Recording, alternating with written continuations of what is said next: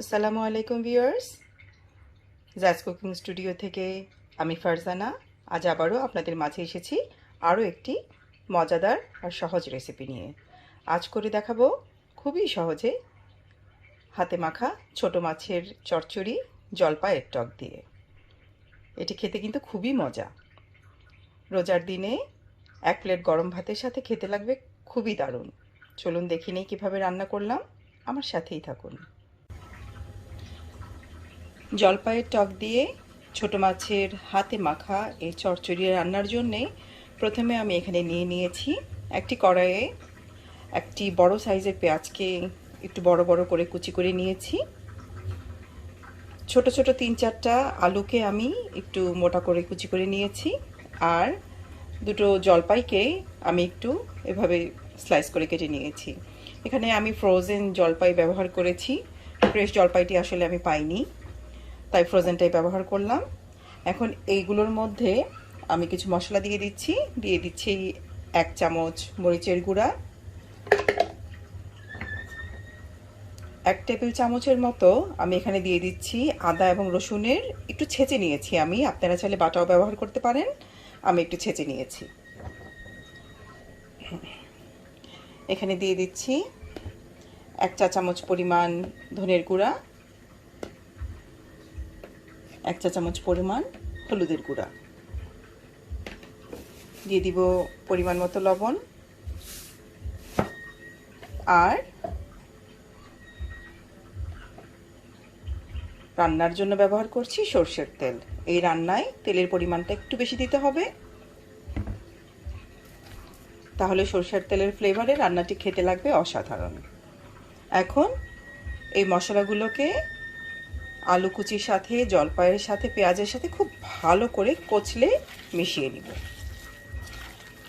খুব ভালো করে হাত দিয়ে কচলে মিশিয়ে নিতে হবে।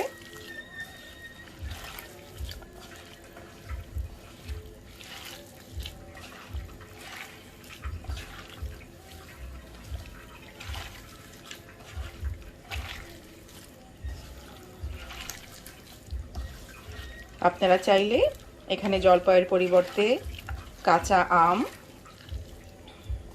কিংবা বেশি করে টমেটো অথবা আমচুর পাউডারও ব্যবহার করতে পারেন। আর যদি চান তাহলে টকটা স্কিপও করতে পারেন। হাতে মাখা ছোট মাছের চচ্চড়ি খেতেও খুব মজা। এখন এর মাঝে ছোট মাছগুলোকে ধুয়ে রেখেছি, মাছগুলোকে এর উপর দিয়ে দিচ্ছি।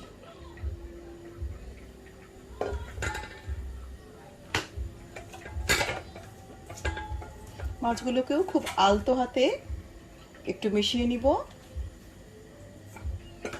মাছগুলো দিয়ে আর চটকানো যাবে না, খুব আলতো হাতে মাছগুলোকে মশলা আর আলুর সাথে একটু মিশিয়ে নিব।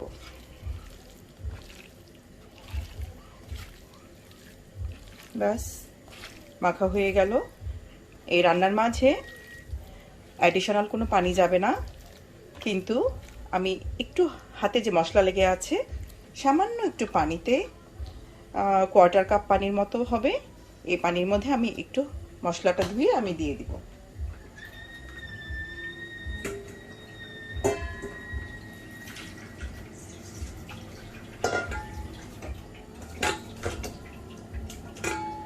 খুব সামান্য পানি আমি এর মধ্যে দিয়ে দিচ্ছি, ব্যাস, আর কোনো পানি যাবে না। এখন এটিকে আমি চুলায় চাপিয়ে দিব।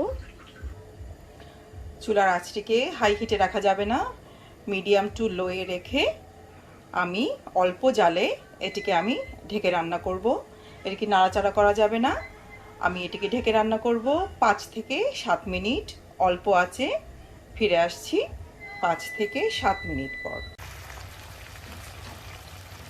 আমি মাঝখানে একবার ঢাকনাটা একটু উল্টিয়ে হালকা করে নেড়ে দিয়েছিলাম খুব আলতোভাবে, এখনও একটু উল্টে দিচ্ছি।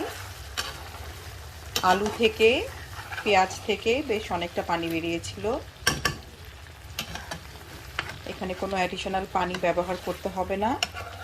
লবণটা টেস্ট করে দেখবেন এই পর্যায়ে, যদি অ্যাডিশনাল লাগে তো একটু অ্যাড করে দিতে হবে।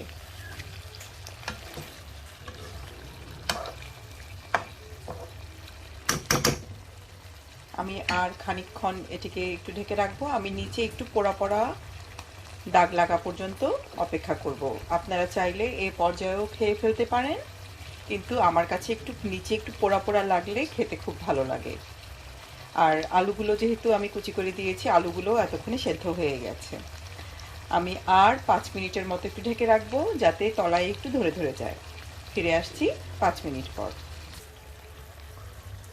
আমি 3 মিনিট পর আবার ফিরে আসলাম। একটি মশলা দিতে ভুলে গেছি। আমি এই পর্যায়ে দিয়ে দিচ্ছি প্রায় 1 চা চামচের মতো জিরার গুঁড়া। আর এই পর্যায়ে এর মধ্যে দিয়ে দিচ্ছি প্রায় 1 টেবিল চামচের মতো কাঁচা সরিষার তেল। এটি আপনারা চাইলে স্কিপ করতে পারেন, কিন্তু দিলে খুব খেতে ভালো লাগে। সরষের তেলের যে একটা র ফ্লেভার, এই ফ্লেভারটা এর মাঝে অ্যাড হয়ে যায়। আমি এটিকে হালকা করে নেড়ে একটু মিশিয়ে দিব, ঢেকে রাখবো আরও 2-3 মিনিটের জন্য। ফিরে আসছি 2 থেকে 3 মিনিট পর। ফিরে এলাম 2 মিনিট পর। দেখতে পাচ্ছেন এর কালার অনেকটাই চেঞ্জ হয়ে গেছে। এ পর্যায়ে দিয়ে দিচ্ছি কিছু ফ্রেশ ধনেপাতা কুচি। ধনেপাতা ছাড়া মাছ একেবারেই যেন খাওয়া যায় না। অনেকে পছন্দ করে, কিন্তু আমার একেবারেই চলে না। আপনারা আপনাদের পছন্দ মতো ধনেপাতা কুচি দিয়ে দিবেন। ঢেকে রাখছি আর 2 মিনিটের জন্য, যাতে করে ধনেপাতার পুরো ফ্লেভারটি মাছে ছড়িয়ে যায়। ফ্লেভারের জন্যে 4টা আস্ত কাঁচামরিচ দিয়ে দিলাম। বাস, রান্না আমার কমপ্লিট। এখন চুলার আঁচটি বন্ধ করে আমি এটিকে চুলায় রেখে দিব ঢেকে 5 মিনিটের জন্য। ফিরে আসছি 5 মিনিট পর। তারপর আমি আপনাদেরকে একটি সার্ভিং ডিশে বেড়ে দেখাচ্ছি। জলপাইয়ের টকে ছোট মাছের হাতে মাখা চচ্চড়ি আমার একেবারে রেডি। তুলে নিচ্ছি একটি সার্ভিং ডিশে। তৈরি হয়ে গেল খুবই মজাদার আর লোভনীয় হাতে মাখা ছোট মাছের চচ্চড়ি। রোজার দিনে বা যে কোনো সময় গরম ভাতের সাথে এটি খেতে লাগবে খুবই দারুণ। আশা করি আমার আজকের এই রেসিপিটি আপনাদের ভালো লেগেছে। ভালো লেগে থাকলে অবশ্যই একবার ট্রাই করবেন। কমেন্ট বক্সে গিয়ে কমেন্ট করে জানাবেন রেসিপিটি কেমন লাগলো।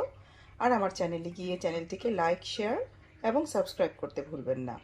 ফিরে আসবো আরও একটি রেসিপি নিয়ে। আসসালামু আলাইকুম।